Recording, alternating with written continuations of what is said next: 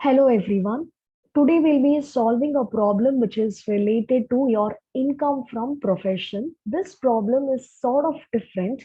The reason being it has opening stock and closing stock. It also has a trading account which is given to you and not just the profit and loss account.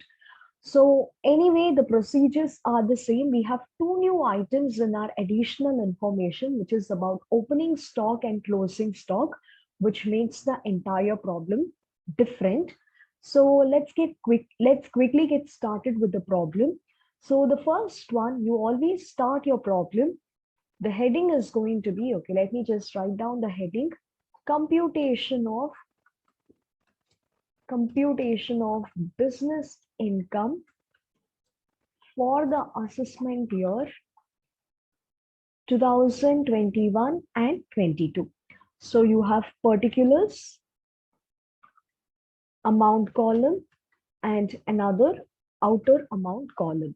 So first we start off with our net profit as per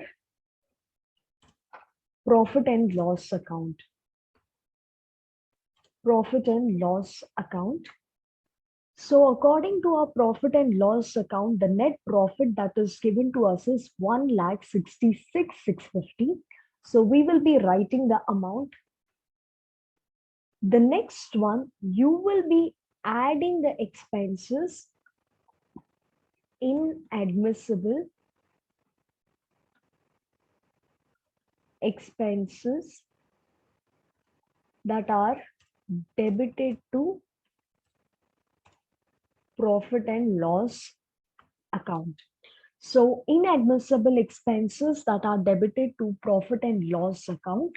So first of all, we'll be looking at each item and checking whether is it admissible or inadmissible. If it is admissible, we will just ignore it. We will not use it for our calculation purpose. But if it is inadmissible, we'll be adding it in our calculation. So to begin with, we anyway started with net profit. So all of these information will not be relevant to us for calculation. So we'll be starting off with the profit and loss account itself, and we won't give much importance to trading account. The first item that we have here is bank cash transaction tax. Now, this is an expense which is allowed. So if you look at the list of items which are allowed and disallowed, bank cash transaction tax is allowed. If it is allowed, we ignore it. The next one that we have here is income tax. Income tax is always disallowed, but let's go to the additional information. In the additional information, they have told that out of income tax of rupees 6250 has been paid.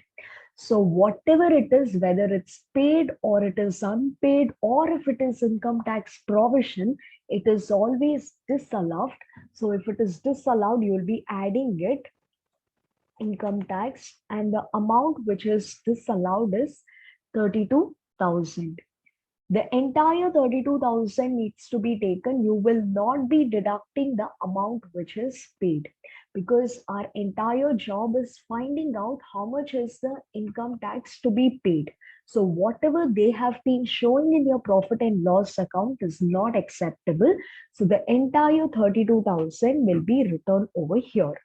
The next item that we have here is GST provision. GST provision is disallowed, but it will be allowed to the extent to which it is paid.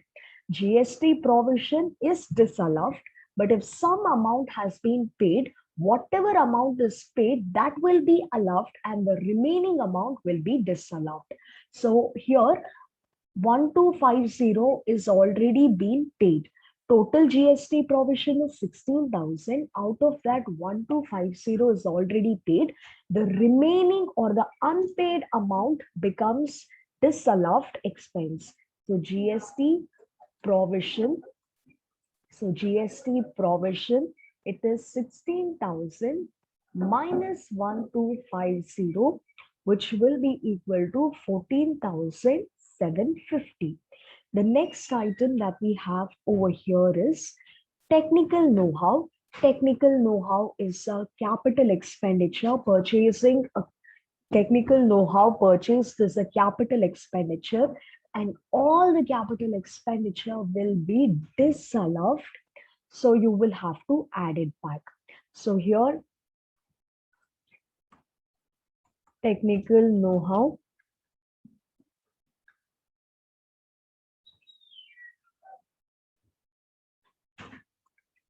Technical know-how, it is disallowed, and hence you will have to add it back.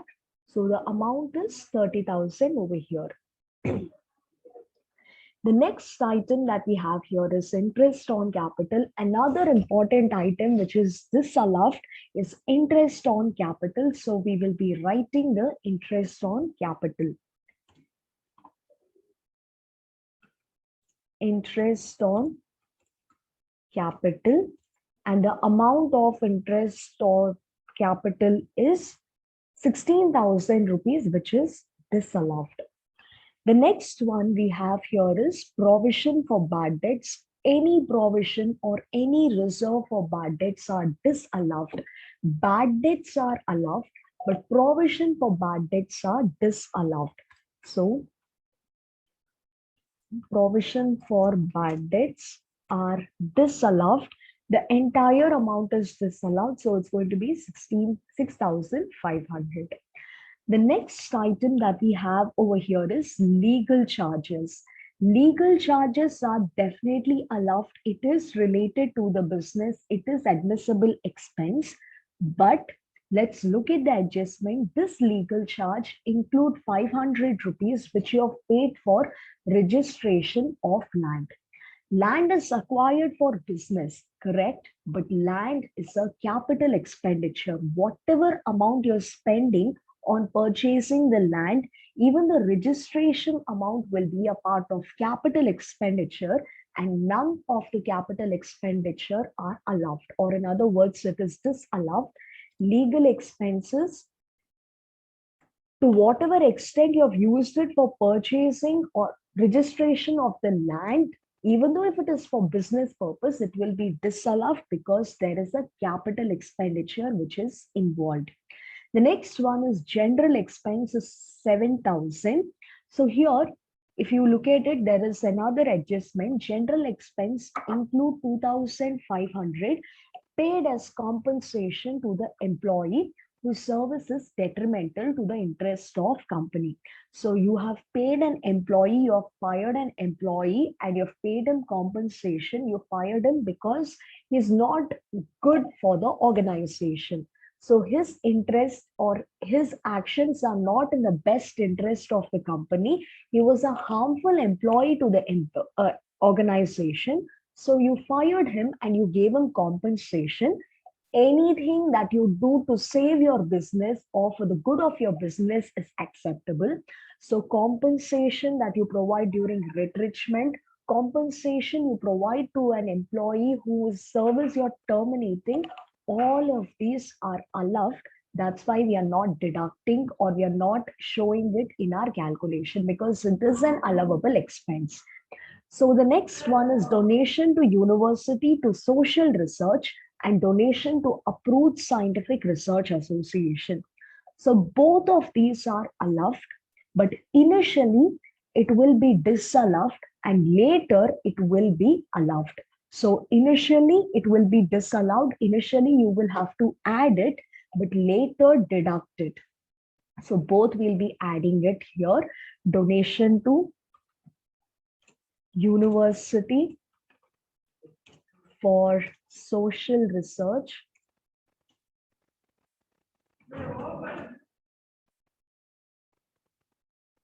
as social research.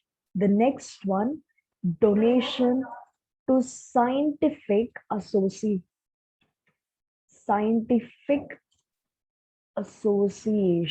So donation to scientific association, both can be deducted. They are initially disallowed, but later they'll be allowed.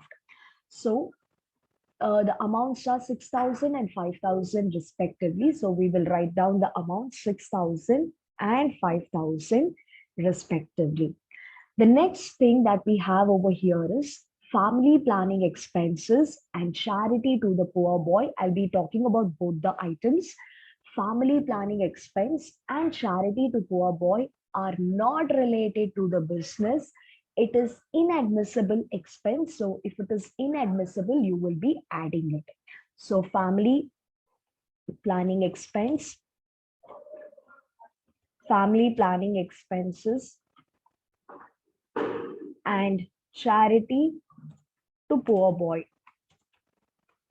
So both are inadmissible, so you will have to add it back. The next item that you have here is municipal taxes of quarters given to the employees. So you have a quarters which you have given it to the employees of your organization and you're paying municipal taxes. Whatever quarters you're giving to your employees, and if you're paying municipal taxes or repair expenses, those are all acceptable. It is allowed and hence you don't have to add it back. The next one, the next item that we'll be looking at is immediately after this, it's going to be less. Okay, before that, let's look at another adjustment which we missed out. In the additional information, they have told that raw materials were purchased, but you paid in cash for these raw materials. So any payment in the form of cash beyond 10,000 rupees is disallowed. This information is only given to you in additional information. It's not given to you anywhere over here.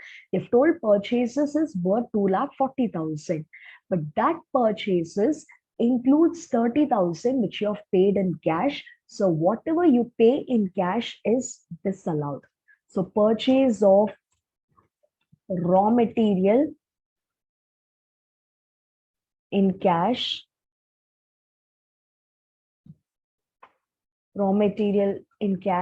and the amount is going to be 30,000 which will be disallowed. Next one, immediately you're taking admissible expenses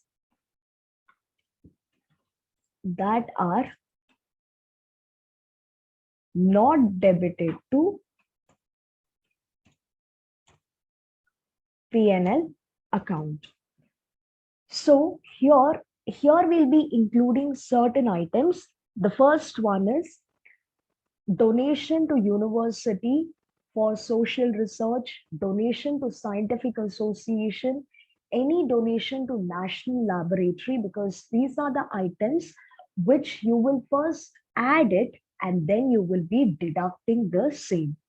The next thing that you will have to remember, which comes here, is your depreciation. The next one after that is your items related to your opening and closing stock. If your opening stock is undervalued, closing stock is overvalued, you will be showing it over here. I'll show you the format for the same. If you look at the format over here, less, if you can see under less, the fourth point states that overvaluation of closing stock and undervaluation of opening stock. So if you have these two items which is given in your additional information, you will be deducting the same. Similarly, if there is undervaluation of closing stock or overvaluation of opening stock, you will be adding it. So here we have overvaluation of closing stock and undervaluation of opening stock. So we will be deducting the same. Now it's given to us in terms of percentage.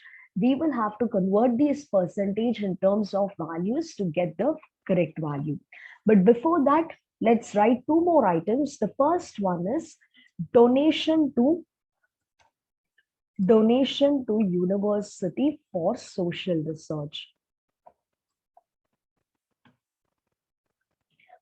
So donation to university for social research, I told you first you will be adding it, later you will be deducting it. But what is the amount that you will be deducting?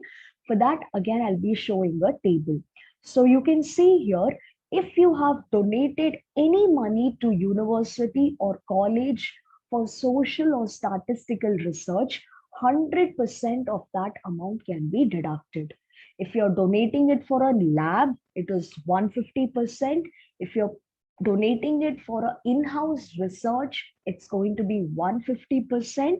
And if you're donating any amount for research association, it's going to be 150% of the amount which can be claimed as deduction.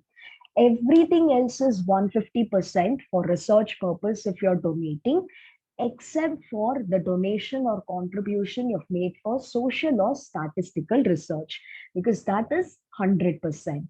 So moving on, here for social research, it is 100%. So 100% of 6,000 will be 6,000 itself. So there is no change in the value. But the next one is donation to scientific research, scientific association, scientific. So donation to scientific association, it is 150%, which means that if you have contributed 100 rupees, you can deduct 150 rupees. So this 150% deduction is applicable for donation to research association, donation to national laboratory, and third one is a donation that you make to in-house research. So the actual amount of donation is 5,000. So 5,000 into 150%, 150%. So that's going to be, so 150% is going to be 7,500. Next item that you will be taking. So under this heading, I'll just recall once again, under this heading, you take donation that you have made for research purpose. You take allowable amount of depreciation. You take opening or closing stock, which is undervalued or overvalued accordingly. Next one, if you have missed out taking any items in your profit and loss account, any expenses that you have missed out to show in your profit and loss account, that you will be showing here. So 4 items. One is donation for research purpose, depreciation regarding your opening and closing stock, or any expenses which you have forgotten to show in your profit and loss account. So here we have undervaluation of opening stock. So undervaluation of opening stock. So opening stock is undervalued by 15% is what they have told us. Remember that it means that whatever value is given to us in the question, they've told opening stock is 15% less. It means that this value is not the actual value. The actual value should have been something different, but this value which is shown to us over here is 15% lesser than the actual value. That's why we'll start off with our assumption. We'll take the actual value as 100. Okay, we'll be taking the let actual value as 100. Okay, let it be 100%, but the recorded value is 100 minus 15%, which is 85%. So whatever value is recorded in the trading account, that is not our actual value. That value is 15% lesser than our actual value. So because it's undervalued, so undervalued, it is lesser by 15%. So actual value is 100%, 100% minus 15%, the recorded value is only 85%. Next one, for 85%, if the value is 85,000, where did I get 85,000? This 85,000 is only 85% of the value. So for 85%, the value is 85,000 means what is the value for 100%? You will have to find it out by cross multiplying. So you will end up getting the value as, so which will be equal to 1 lakh rupees. So next, what you're supposed to do is this 1 lakh, minus 85,000, you have to write the difference amount. So that's going to be 15,000, which means that the actual value should have been 1 lakh, but the value that you have recorded in your trading account is 85,000. The difference amount you will have to deduct, which is 15,000. The next one is overvaluation of closing stock. Overvaluation of closing stock. When it comes to overvaluation of closing stock, we'll go by the same procedure. Actual value of closing stock, we are taking the actual value of closing stock as 100 percentage. They have told that whatever value is being recorded, that is 10% more than the actual value. So we have taken the actual value as 100, and whatever value is taken or recorded, that is 10%. It's overvalued. Overvalued means it is 10% more than the actuals. So it's going to be 110%. So for 110%, the value given to us is 1,10,000. What is the value for 100%? We will have to find out. So for the value which is recorded is 110%. 110%, the value is 1,10,000. For 100%, what is the value? It's going to be 1 lakh rupees. So we cross multiply and you'll end up getting 1 lakh. Now take the difference amount, 1,10,000 minus 1 lakh rupees. The difference amount is 10,000. So it's been overvalued by 10,000. Here it was undervalued by 15,000. Closing stock is overvalued by 10,000. So hence we have returned that 10,000 over here. The next one is, I told you the next item that you're supposed to take is depreciation. So depreciation, there is nothing given to us about depreciation in our additional information, but you will have to look at the question and check if you have purchased any asset during the year. You have purchased an asset during the year. The asset that you have purchased is an intangible asset, which is technical know-how. And the value of this intangible asset is 30,000. So the value of technical know-how is 30%, on which you will calculate a depreciation of 25%. Because on intangible asset like your patents, technical know-how, trademark, copyrights and all, the rate of depreciation is 25%.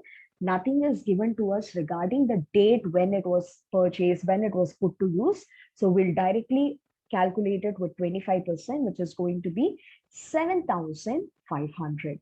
So this part is over. The 4 items which I told have been recorded. One is donation. Next one is if there is anything related to undervaluation or overvaluation of opening stock, we are writing it over here. Depreciation, which is allowable, we'll write it over here. And any expense which you have missed out to write it, you will be in your profit and loss account. And the question, if you have missed out to write any item in the profit and loss account, you will be showing them over here. The last item is less non-business income credited to profit and loss account. All those income which are not related to business but shown in the profit and loss account.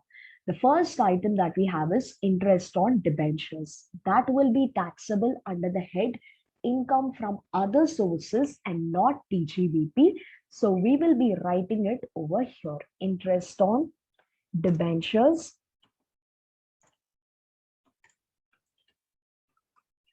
Interest on debentures, the amount is 17,800. The next item that you have over here is bad debts recovered, but it was previously allowed, which means that earlier you had deducted it. But if it was not deducted earlier or it was disallowed earlier, then you could have deducted it this now. But already you had allowed or you had deducted or subtracted it earlier. It was allowed earlier, so you cannot deduct it or you cannot subtract it now. Sundry income is related to the business by rent from house property. So rent from house property will be taxable under the head income from house property and not here. So that again is not related to business. That's why we will be adding this rent from house property. The next one is by rent from employees. You have given your employees quarters, they're paying you rent. So your employees are related to your business only. So this income is again related to your business itself. By interest from debtors for delayed payment. So that is debtors, whatever payment they're supposed to make, when it is delayed, they pay interest again related to your business itself. So we're done with all the items over here. You add and you subtract the required items. What you get is your taxable PG, so taxable income from business. So you will write the amount over here. So if please go through this problem. If you have any doubts, let me know, and thank you.